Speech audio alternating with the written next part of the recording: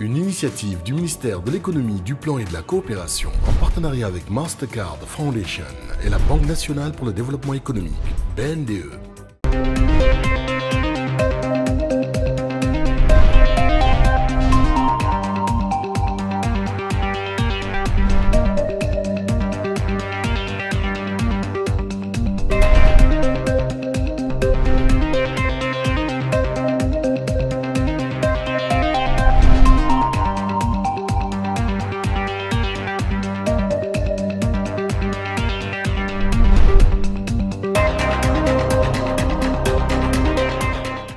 Bonjour chers téléspectateurs, je suis ravie de vous retrouver dans ce magnifique cadre de l'IAM pour un nouveau numéro de votre émission EcoNews qui, comme vous le savez, traite des sujets économiques national, international, régional, sous-régional relatifs au secteur des PME, PMI, des grandes entreprises, mais également du secteur informel.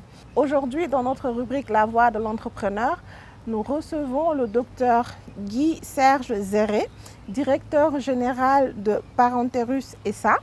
Alors, pharmacien de formation, diplômé de l'Université d'Abidjan, il intègre l'industrie pharmaceutique d'abord avec un poste de responsable de production. Ensuite, il décide de faire une pause dans sa carrière professionnelle pour reprendre ses études à l'Université Claude Bernard de Lyon, où il fera une spécialisation dans le domaine industriel, avec une formation en production de médicaments, mais également en management industriel. Toujours à Lyon d'ailleurs. De retour à Abidjan, M. Serge Zéré est débauché par un laboratoire pour la conduite de tous les aspects qualité au niveau d'un site industriel de production de médicaments injectables. Il intégrera par la suite Parenterus SA en tant que directeur qualité pour ensuite, depuis 2 ans maintenant, en devenir le directeur général. Parenterus est une entreprise spécialisée dans l'activité industrielle pharmaceutique avec comme principale activité la production de solutés pour perfusion considérés comme des produits de première nécessité. Monsieur Zéré, bonjour. Bonjour, Nous sommes ravis de vous accueillir sur ce plateau de EcoNews. C'est moi qui suis là. Alors, entrons tout de suite dans le vif du sujet. Parlez-nous un peu des difficultés que vous rencontrez dans votre secteur. Merci madame. Avant tout propos, j'aimerais saluer tous les téléspectateurs de l'émission EcoNews qui sont fidèles à cette émission parce que je pense que cette émission est une belle tribune pour parler de toute activité économique et notamment l'activité industrielle pharmaceutique qui nous réunit ce jour. Pour répondre à votre question, les difficultés au niveau de l'activité industrie pharmaceutique au niveau du Sénégal, je les prendrai sur 2 aspects. Le premier aspect, c'est, on va dire, les challenges que nous rencontrons tous en tant qu'industriels pharmaceutiques. Et ces challenges-là sont de divers ordres, en partant déjà du cadre institutionnel, du cadre juridique, en passant par l'accès à la commande publique, la fiscalité, les taxes sur les intrants, sur les investissements, et pour finir par tout le cadre incitatif pour le développement de notre industrie qui n'est pas encore en place au Sénégal et qui, je dirais, constitue un véritable frein en termes de compétitivité et de viabilité aujourd'hui de nos sites industriels, il faut le dire. Parce que le Sénégal comptait à l'orée de 2017 2 sites industriels qui étaient animés par des multinationales. Aujourd'hui, on a pratiquement que Parenterus en termes d'activité industrielle proprement dite sur le territoire sénégalais. C'est vous dire toutes les difficultés que ces entreprises-là rencontrent. Nous espérons que des solutions seront trouvées, notamment pour le laboratoire Médis qui a connu pas mal de difficultés et qui bientôt va rouvrir. Pour résumer également l'autre aspect, c'est des difficultés inhérentes à notre activité. Vous savez, c'est une activité industrielle qui nécessite un investissement très lourd et dont le temps de réalisation également est aussi une grosse difficulté. Parce que vous allez mettre 1 à 2 années pour investir, pour acquérir vos équipements, pour les installer. Ensuite, vous allez passer par une phase réglementaire qui est très contraignante et qui est aussi longue parce que vous avez acheté des équipements, vous les avez installés, mais ça ne veut pas dire que vous pouvez les utiliser, commencer à fabriquer et vendre. Non.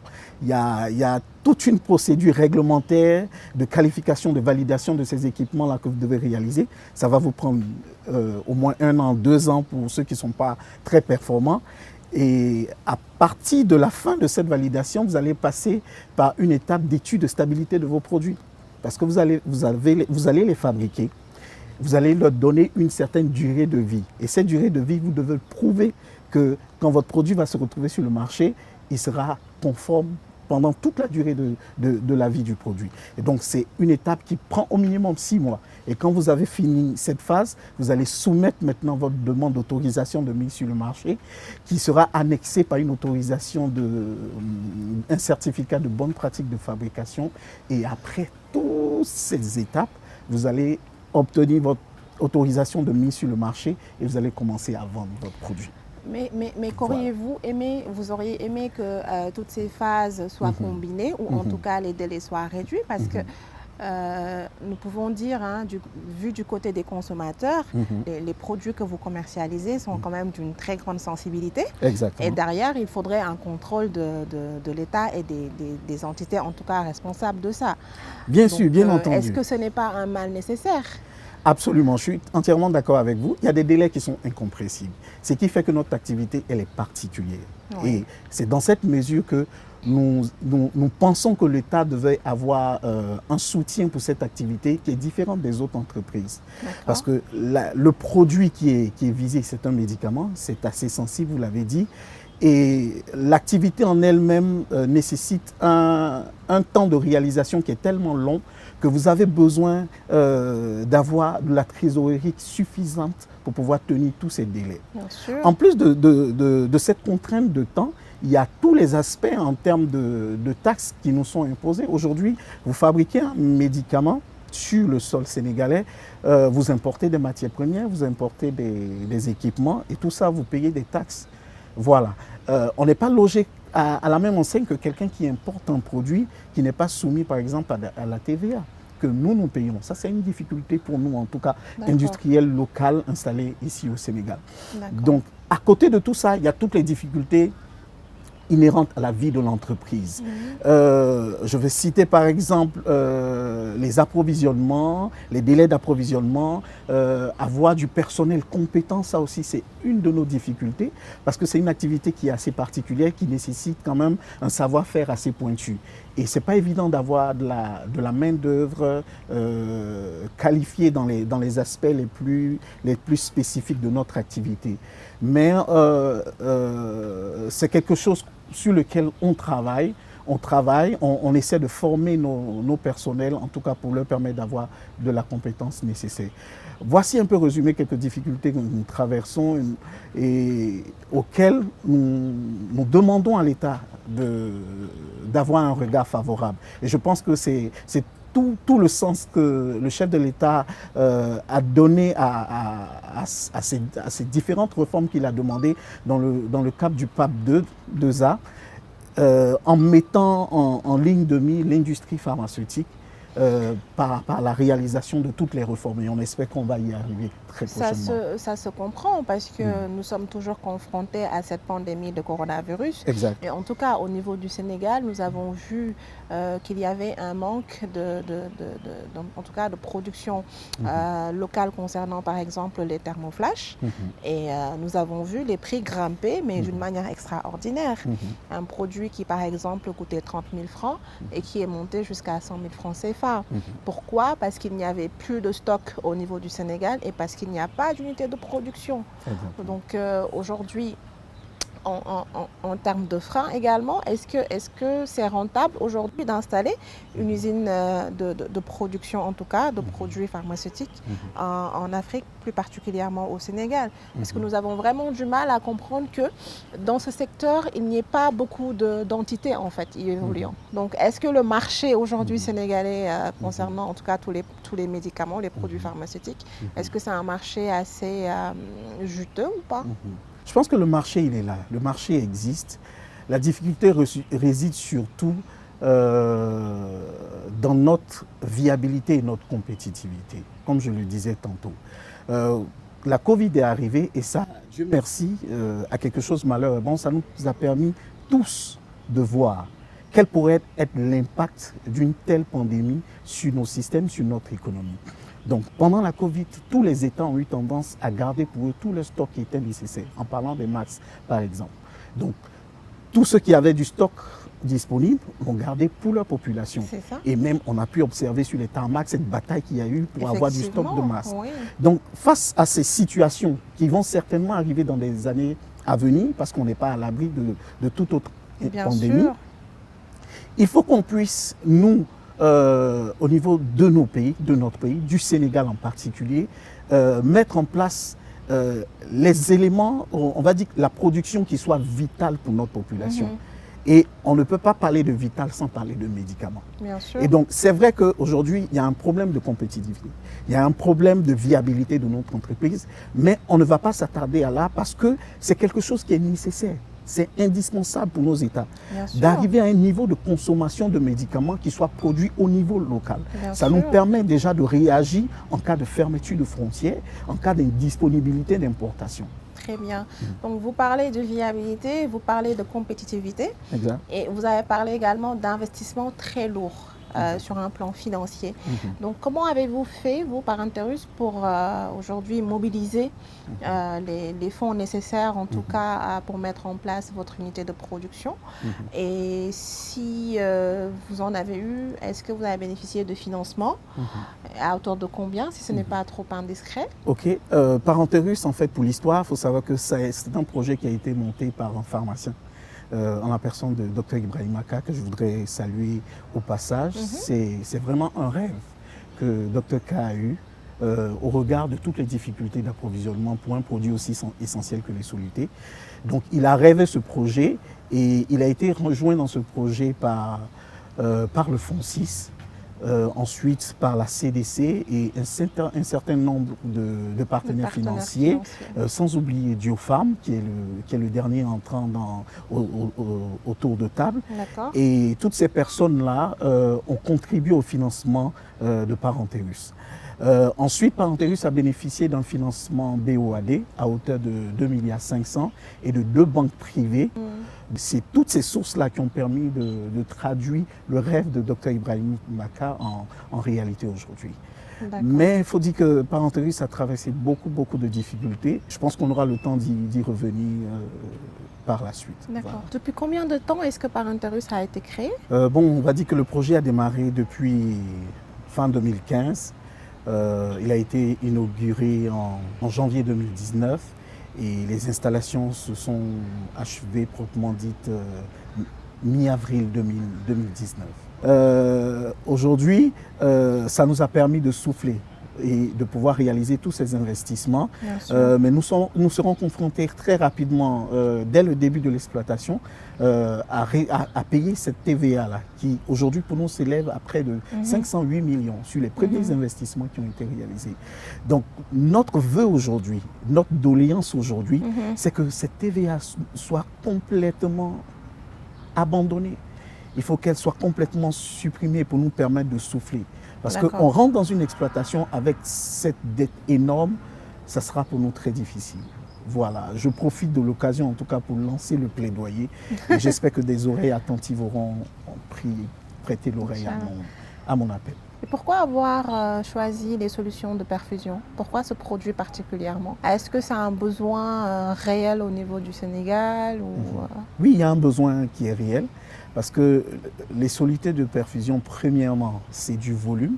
C'est des produits où on a 98% de liquide. Donc tous ces produits-là ont été transportés dans des conteneurs avec des volumes importants. Pour la pharmacie nationale d'approvisionnement qui les commandait directement, avait besoin d'avoir des espaces de stockage énormes. Donc réaliser ces produits sur place au Sénégal, ça a 2 avantages. Le premier avantage, c'est qu'on n'aura plus besoin à terme d'importer ces produits parce que c'est des coûts énormes. Ensuite, en termes de stockage, la PNA aujourd'hui pourra économiser, pourra mettre de l'argent de côté pour investir ailleurs. Parce que si elle veut des produits, Parenterus est juste à côté. Donc notre volonté, c'est de permettre en sorte que notre activité favorise cet arrêt d'importation des solutés pour perfusion. D'accord. Et puis en plus, c'est un produit de première nécessité. Quand vous allez en urgence, c'est le premier acte qui est posé. Donc c'est essentiel. D'accord, très bien. Vous savez, à chaque fois qu'on parle d'entreprise nationale, le premier réflexe qu'on a, c'est de se poser la question de savoir quel sera l'impact au niveau du pays aujourd'hui, par exemple, en termes d'emplois créés. À quoi peut-on s'attendre une fois que vous aurez commencé la commercialisation de vos produits? Aujourd'hui, Parenterus embauche environ 25 personnes qui ont travaillé sur la phase projet jusqu'à arriver à l'orée de la commercialisation. Mais à terme, le site, avec une seule installation, avec une seule ligne de production, va employer autour de 100 personnes. Donc, c'est des emplois qui vont être créés pour la population. Et pour des postes qui ne sont pas très spécialisés, par exemple pour des opérations de conditionnement, on a une disposition quand même en termes d'RSE qu'on met à profit des personnes qui habitent dans la zone, notamment dans la commune de Diender, pour avoir du personnel au niveau du conditionnement. Voilà. Comme c'est des postes qui ne sont pas très spécialisés, on a des personnes qu'on recrute dans les communes environnantes du site pour avoir du personnel. D'après vous, que devrait faire l'État du Sénégal pour booster l'industrie pharmaceutique actuellement? Les mesures qu'il faudrait prendre. Beaucoup de choses. Je disais que j'étais très optimiste parce que j'ai eu le privilège d'assister au dernier conseil présidentiel qui a eu lieu en septembre dernier et où le chef de l'État lui-même est monté au créneau pour prendre des engagements fermes. Effectivement. Mais il a insisté sur une chose, les réformes. Sans réforme, il n'y aura pas accompagnement de l'État sénégalais. Et c'est tout le sens que le bureau opérationnel de suivi du plan Sénégal émergent a pris, parce qu'il y a déjà 2 jours où on a été réunis autour d'un atelier pour réfléchir sur la structuration du développement de l'industrie pharmaceutique. C'était une très belle initiative. Le travail qui a été fait a été excellent par tous les participants. Aujourd'hui, on a une visibilité de ce qu'on veut faire au niveau de l'industrie pharmaceutique ici au Sénégal. Les pans sont là, les pans sont fixés, l'orientation est donnée. Et l'État est très engagé, le chef de l'État lui-même est très engagé pour mettre en place toutes les réformes nécessaires pour que le développement de l'industrie pharmaceutique au Sénégal soit une réalité. Voilà, et moi je suis confiant sur la question. Très bien, espérons que ça finira par se concrétiser. Inch'Allah. Alors, M. Zéré, il est ressorti de nos échanges que le secteur, en tout cas de l'industrie pharmaceutique, est très difficile, demande beaucoup d'investissement, mais également beaucoup de patience. Parlons mécanisme de financement dans notre rubrique Guide des PME-PMI. Aujourd'hui, nous allons parler du FONSIS avec M. Papademba Diallo, directeur général, qui va nous expliquer un peu comment fonctionnent les mécanismes de financement au sein de cette structure. Tout de suite, regardons ensemble son interview.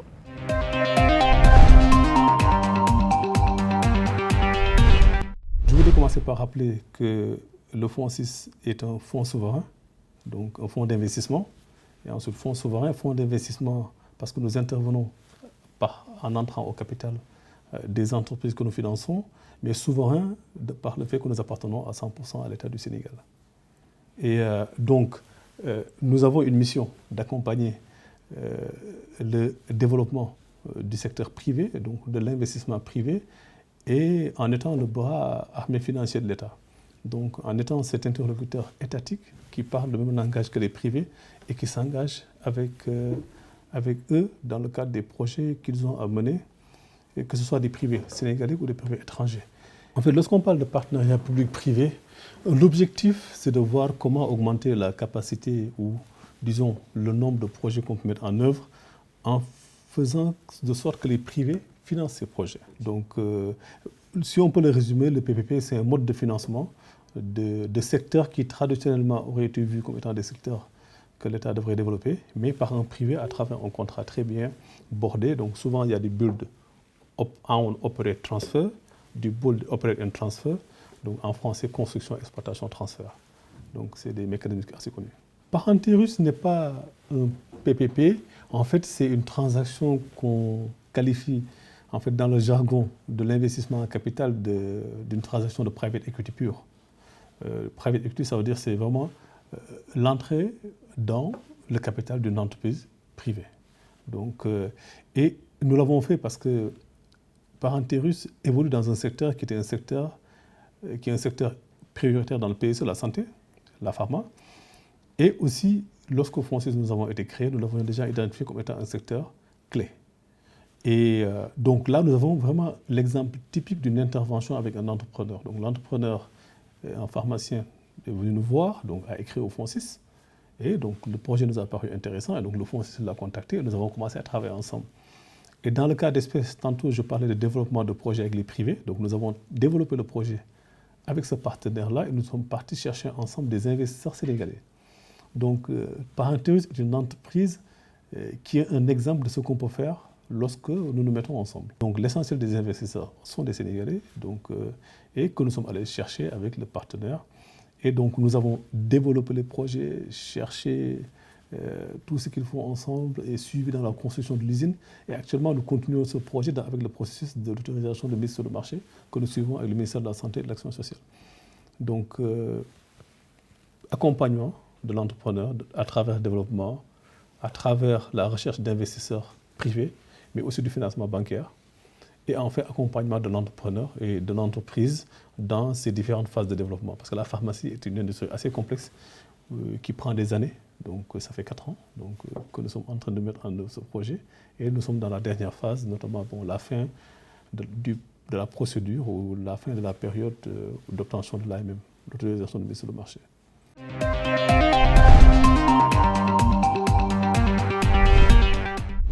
Merci à M. Papademba Diallo, directeur général du Fonds 6, pour ces informations.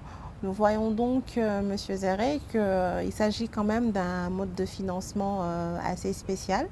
Que pouvez-vous nous en dire? Oui, le Fonds 6 a participé au financement de Parenterus par 2 modes. L'entrée au capital et ensuite ça a contribué au compte courant associé.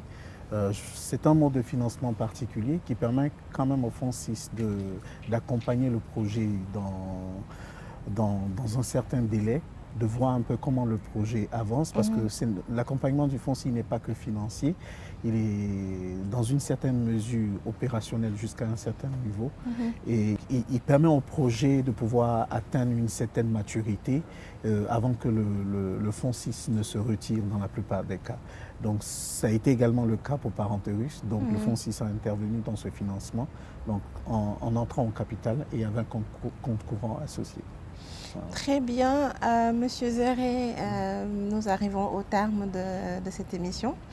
Nous avons été vraiment ravis de vous recevoir sur ce plateau de EcoNews et nous vous remercions également pour la disponibilité. Je vous laisse juste dire votre dernier mot. En tout cas, j'ai été ravi de participer à cette émission et de pouvoir échanger sur les problématiques de l'industrie pharmaceutique. Je suis un passionné de l'industrie, un passionné du médicament et chaque fois que l'occasion est donnée de parler du médicament, c'est toujours un plaisir. Nous croyons fermement que l'industrie pharmaceutique au Sénégal a un très bel avenir. Et en tant qu'acteur du métier, aussi bien que les professionnels et l'État sénégalais dans son ensemble est très engagé. Et nous pensons que l'avenir certain pour l'industrie pharmaceutique au Sénégal sera très prometteur et surtout pour le bénéfice de nos populations, car c'est pour eux que nous travaillons. Chers téléspectateurs, nous sommes arrivés à la fin de votre émission EcoNews. Merci de nous avoir suivis.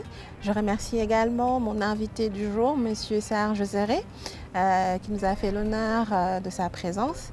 Je remercie aussi toute l'équipe technique et la production de l'émission, ainsi que l'IAM qui nous a accueillis comme toujours dans ce magnifique cadre.